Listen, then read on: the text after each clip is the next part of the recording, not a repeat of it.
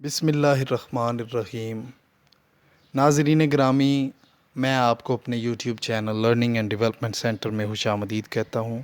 ہماری آج کی ویڈیو کا ٹاپک ہے ڈرامہ۔ آج کی ویڈیو جو کانٹینٹس کور کرے گی وہ ہیں ڈرامہ کا فنی کردار۔ سب سے پہلے میری آپ سے گزارش ہے کہ ہماری ویڈیو کو پورا دیکھیں تاکہ آپ ڈرامہ کا فنی کردار کو جاننے کے قابل ہو سکیں۔ تو چلیے بڑھتے ہیں اپنی پریزنٹیشن کی جانب۔ ناظرین گرامی، ڈرامہ یونانی زبان کے لفظ ڈراؤ سے مشتق ہے، جس کے معنی ہے عمل یا ایکشن۔ ہر ملک اور ہر زبان کی تعریف کے مطابق ڈرامہ انسانی زندگی کی عملی تصویر مانا گیا ہے۔ قدیم زمانہ سے لے کر آج تک فنی اصطلاح میں ڈرامہ کا اطلاق اس صنف ادب پر ہوتا ہے جس کے الفاظ میں گفتار کی متحرک قوت اور کردار میں عمل اور ارادہ کی کیفیت موجود ہے۔ عملی تجربات کی روشنی میں ثابت ہو چکا ہے کہ ڈرامہ ادبیات عالم میں ایک منفرد صنف ہے۔ اس کی تکمیل دیگر ادبی اصناف کی طرح محض الفاظ سے نہیں ہوتی۔ حقیقی معنوں میں ڈرامہ مجسم عمل ہے۔ اس کو صرف عمل کی لفظی تصویر کہنا بھی کافی نہیں۔ ماہرین فن کا مقولہ ہے کہ ڈرامہ کے قوانین اس کے سرپرست وضع کرتے ہیں۔ اس سے مراد صرف وہ الفاظ اور کلام ہی نہیں جو ڈرامہ نگار تخلیق کرتے ہیں، بلکہ یہ کلیہ اسٹیج کے تمام لوازم اور تھیٹر و ڈرامہ کے تمام عناصر کے آئین پر حاوی ہوتا ہے۔ اس میں ڈرامہ نگار سے لے کر اداکار، تماشائی اور سٹیج کے تمام کارپرواز تک برابر کے شریک ہیں۔ ان سب کے اشتراک سے جو گروہ یا جماعت تھیٹر کی تدوین و آراستگی کی ضامن بنتی ہے اور جو آئین و قوانین اس کل جماعت کی تنظیم کے لیے مرتب کیے جاتے ہیں، وہی فن ڈرامہ کا ضابطہ قرار پاتے ہیں، اور ان تمام آئین میں اولیت عمل کو حاصل ہے۔ تو ناظرین گرامی، جو عمل ہے وہ بہت ضروری ہے۔ عمل سے زندگی بنتی ہے، جنت بھی جہنم بھی۔ یہاں کی اپنی فطرت میں نہ نوری ہے نہ ناری۔ تو شاعر نے کیا ہی خوب عمل کو اہمیت دی ہے۔ تو ہم بڑھتے ہیں اپنی ویڈیو کی جانب۔ آئین میں اولیت عمل کو حاصل ہے۔ متقدمین فن میں ارسطو کے کلیے کے مطابق بھی ڈرامہ الفاظ و عمل دونوں کے مجموعے کا نام ہے۔ گو اس کلیے کی تشریح اس طرح بھی کی گئی ہے کہ ڈرامہ محض اداکاروں کی ادائیگی و عمل ہی کے ذریعے مکمل نہیں ہوتا، بلکہ اس کا اہم جز وہ الفاظ بھی ہیں جو ضبط تحریر میں لائے جاتے ہیں، اور اس سے یہ واضح کیا جاتا ہے کہ ایک کامیاب ڈرامہ کے ترکیبی اجزاء میں سب سے اہم جزو اس کا پلاٹ، قصہ کی اہمیت اور اسلوب بیان وغیرہ بھی شامل ہیں۔ لیکن قصہ کی اہمیت اور الفاظ کی قوت کا احساس صحیح طور پر ادائیگی اور عمل کے بغیر نہیں ہو سکتا۔ اس لیے عمل کو الفاظ پر فوقیت حاصل ہے۔ دوسرے الفاظ میں یوں سمجھنا چاہیے جیسے ایک شعر میں محض تخیل کی بلند پروازی اور جذبات کی فراوانی جوش و اثر پیدا کرنے کے لیے کافی ہے، اور صرف الفاظ و بیان کے ذریعے شاعر و سامع کو ادراک کی سرحدوں سے پرے پہنچاتی ہے۔ ڈرامہ نگار کا فرض اس سے مختلف ہوتا ہے۔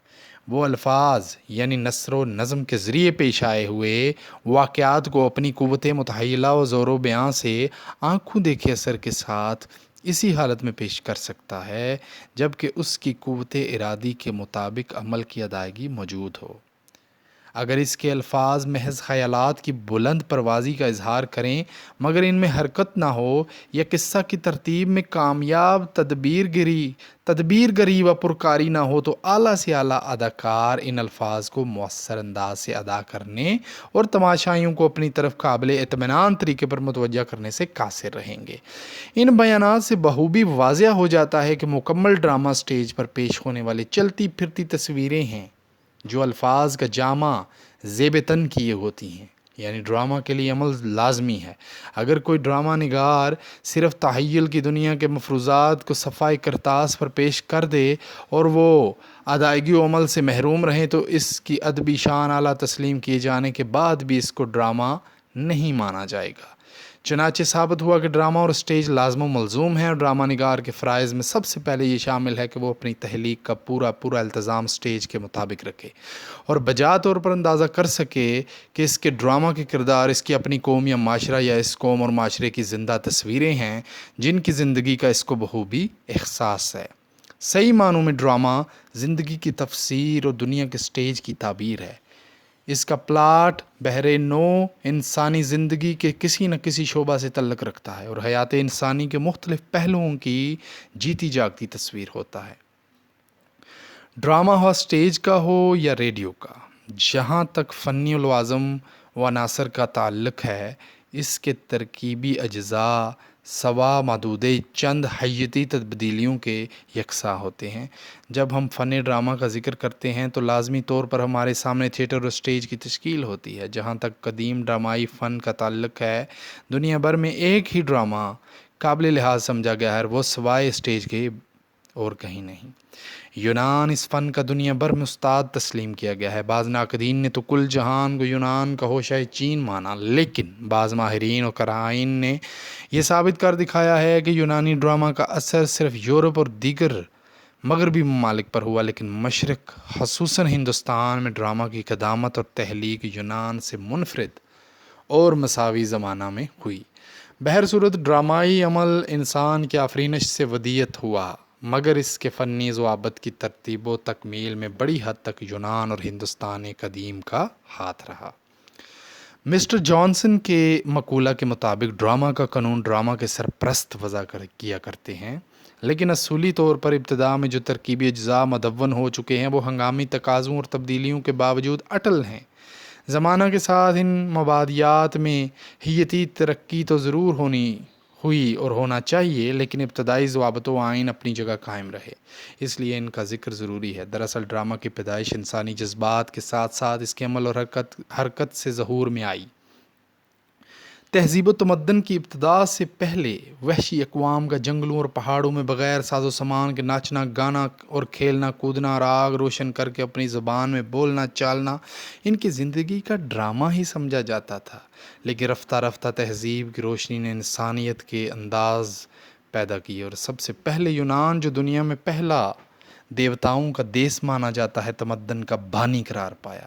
اس تہذیب کا آغاز مذہب کے آثار پر ہوا، چنانچہ فن ڈرامہ بھی دیوی دیوتاؤں کے قصوں سے شروع ہونا ضروری تھا۔ بعد ازاں تہذیب و تمدن کے نشانات جس سرزمین پر ظاہر ہوئے، علم و فن کے ساتھ ڈرامہ کا فن بھی جلوہ گر ہوتا گیا۔ لیکن استاد زمانہ یونان نے جو اصول ضبط کیے، دوسرے ممالک بھی ان کے نقش قدم پر چلے۔ یونان میں فنون لطیفہ کی تدوین عمل میں لائی گئی تو ڈرامہ ان میں پیش تھا۔ گو ابتدا میں یہ نظم کی ایک قسم تھی جس کو تبلیغ اور تلقین کے کام میں لایا جاتا تھا، لیکن بتدریج اس کو مستقل فن کی حیثیت دے دی گئی۔ جب دوسرے مغربی ممالک میں اس کو فنی حیثیت سے اختیار کیا گیا تو کہ حد تک یونانی مبادیات کی تقلید ضروری تھی، صرف جزوی طور پر مقامی ضروریات کے پیش نظر تبدیلی اور ترقی ہوتی گئی۔ تو ناظرین، یہ تھی ڈرامہ کا فنی کردار کے حوالے سے کچھ باتیں۔ تو آئندہ آنے والی ویڈیوز میں آپ ڈرامہ کی اقسام تفصیل کے ساتھ ہمارے YouTube channel learning and development centre میں دیکھ سکیں گے۔ آج کی ویڈیو دیکھنے کا بہت شکریہ۔ اگر ویڈیو پسند آئی ہو تو ہمارے چینل کو سبسکرائب ضرور کیجیے گا۔ فی امان اللہ۔